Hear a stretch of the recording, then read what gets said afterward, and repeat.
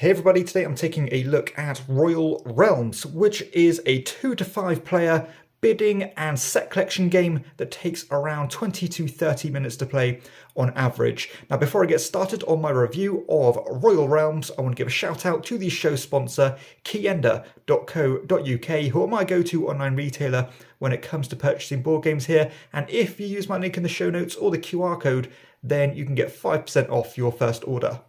Okay, so after setup, a game of Royal Realms is going to look something like this. Now, there may be more or fewer of these stacks of cards depending on the player count, but here, for an example, I've set up for 3 players, meaning that there's going to be 3 face-up piles, and in between those, there are going to be 2 face-down piles of 4 cards. There's also a stack of these wild cards, which are very helpful when it comes to endgame scoring. And each player is going to have their own identical deck of these bidding cards, which go up in denominations of 2 from 2 all the way up to 36. And you're going to be using these cards in order to acquire these gem cards. Now, I think the best way to explain this game and what you're trying to do is to show you an example of the scoring and then work backwards. So I've set up a few cards here which were not used during the setup, just to give you an idea about some of the scoring. So what you're trying to do essentially is you are trying to create runs of the same types of gems, like I've done here with this 5 to 6 this 5 to 7 in this color, but you're also trying to get identical sets of numbers in all the different suits. And each card will count towards both of those categories. So having key cards is quite useful, which means that these wild cards are particularly useful because, again, they can proxy any card in the game. And how the scoring works is that if you don't get at least a run of 2 cards, then they are only going to be worth the face value, so this will be worth 5 points. But as long as you have at least 2 cards, then all these are going to get doubled in value. And if you have at least 5 cards in a row, then they're going to get tripled in value, but that's going to be quite difficult to do. Now, when it comes to acquiring the identical sets of numbers, then you are going to get either 10 points for a pair, you're going to get 25 points for a trio, you're going to get 40 points for having 4, and a massive 60 points for having all 5.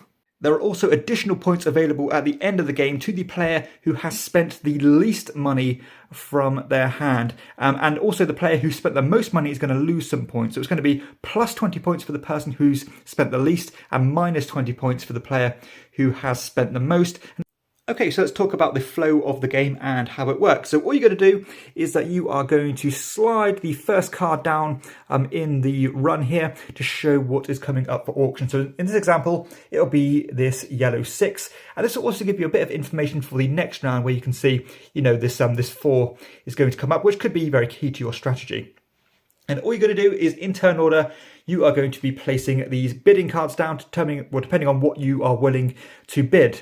Now, when you are bidding for these face-up cards, it's important to say that you cannot get change from the cards you put down. So you can put multiple cards down, but you can never pick stuff up in order to put other stuff down. However, that is not the case when it comes to these face-down cards, because these are a bit more random. You're not quite sure what you're going to get. Therefore, you can be a bit more choosy and have a bit more flexibility with what you're going to bid. And as normal, you're going to keep on raising bids until everybody else has passed, and the player who's bid the most will end up taking that card, putting it on their score pile, and then discarding the money they've spent. Any player who has bid but has not won the auction will pick up their cards back into the hand, ready to use for the next lot. And that process is essentially going to repeat itself for the first 2 rounds of the game, where you go through left to right once and then left to right twice. However, then a twist will happen where you are going to compare each player's number of cards they've acquired.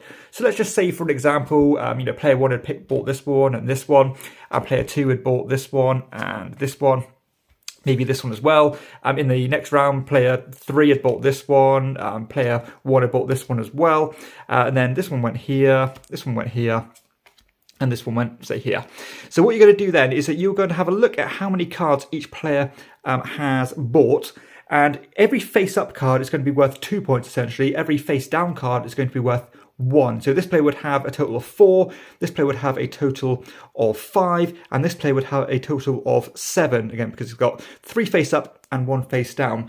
And then you're going to compare the two. So Whoever's got the lowest, in this case, this player has only got 4 points, this player's got 7, having a difference of 3, the player who has the fewest cards is going to have to shed 30 worth of money from their hand. If the difference was only 2, they'd have to spend 20 and so on. And that is essentially dead money that is going to be removed from the game for the rest of the game, essentially. So you do have to be quite careful that you have to keep up and at least aim to acquire some cards or essentially throw that money away.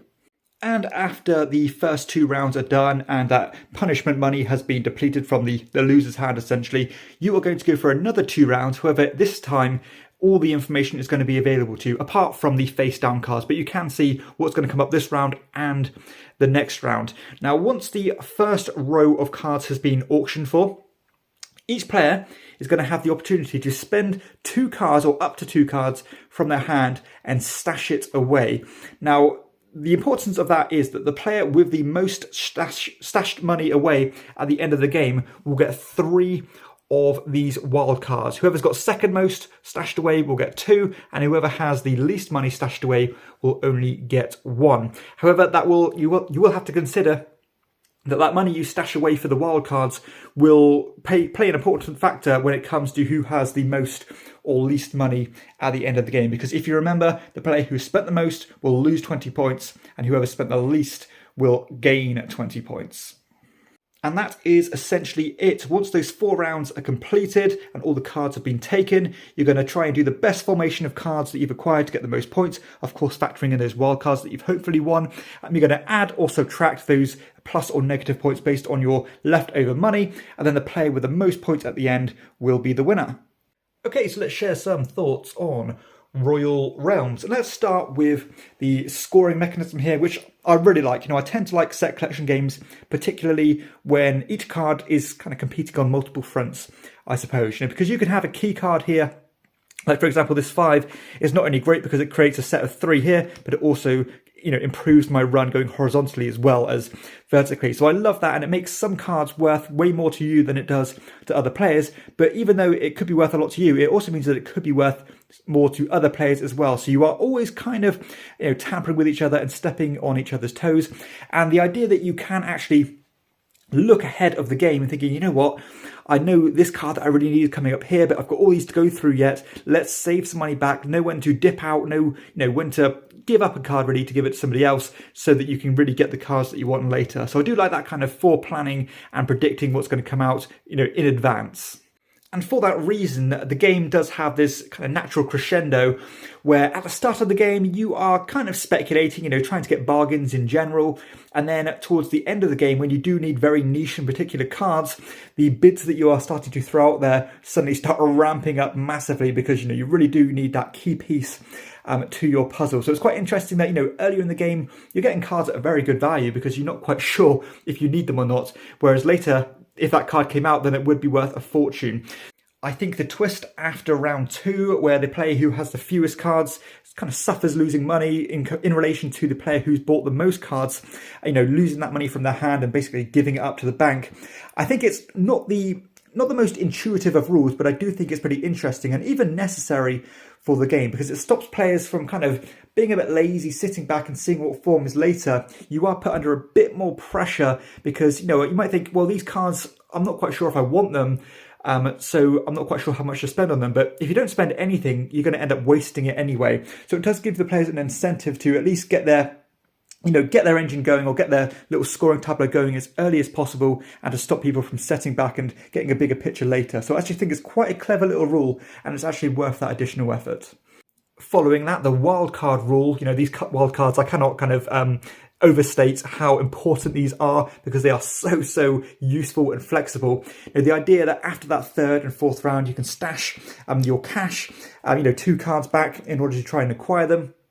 I love that it's done simultaneously and blindly because you do have to take a bit of speculative punt on how much you're going to put back. Are you really desperate to get those wild cards and end up giving up your really high valued cards away?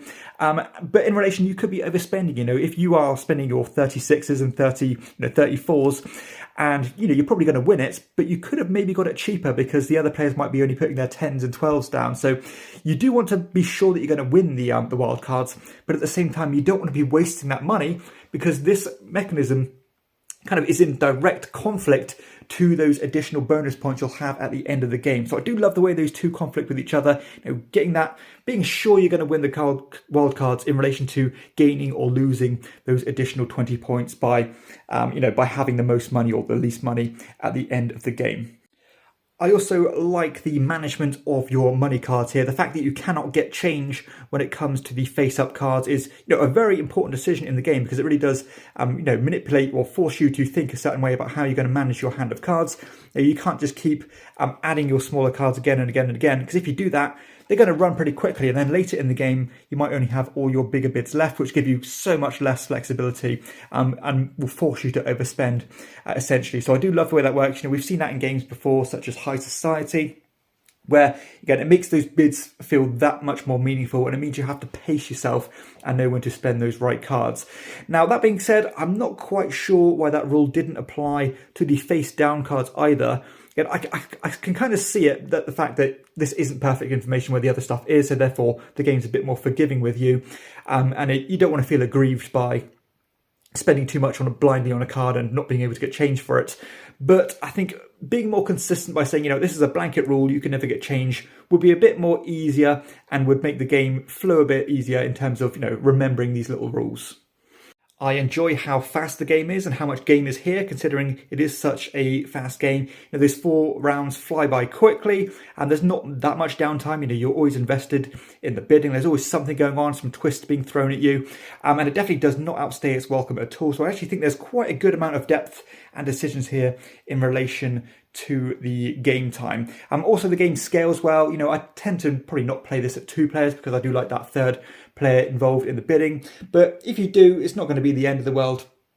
And again, it does scale well up to those 5 players, which is nice. So a nice engaging game, pretty flexible on the player count, and definitely no scope for being bored here.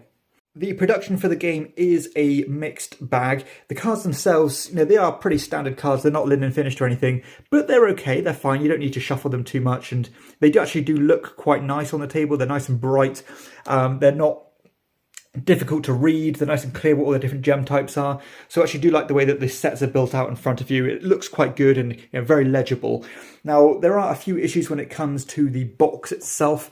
I'm actually not a fan of these little tuck boxes. It's quite hard to get all the components back in there. I understand they do it for affordability, but I find these a bit cheap, and I would like to see something a little bit sturdier. Also, the rule book isn't overly clear on a few things. I think if you're not familiar with playing so many card games where you're just assuming things work the way they do, it might be a bit of work to find yourself and navigate your way through these rules. But maybe I'm being nitpicking there. I just think the rule book could have been a bit more professional and a bit more finessed. Okay, so let's share some final thoughts on Royal Realms. And I like this game a lot. This is a lot of fun. It has a lot going on for it. If you like those clever, succinct little bidding games, it's wonderful. I love this scoring system, this kind of matrix effect where that tension to get the cards you want really does ramp up. Again, that great crescendo does start to build. And if you like your games like High Society, I think this is a no-brainer for you. Yes, it does have a lot of similarities to High Society, and it's probably not as smooth as a game like that, but I think those extra twists on the game, despite not being the most intuitive at times, I think they're all interesting and they make the game feel different. That idea of potentially losing money by not keeping up with the other players, that's stashing the money away, those bonus points for having the most or losing points for having the least. Again, the wild card action here, not getting change, all these things do start to tot up to make a very interesting game, especially one that you can play with 3 to 5 players. The box does say 2, but I would play it with 3 to 5.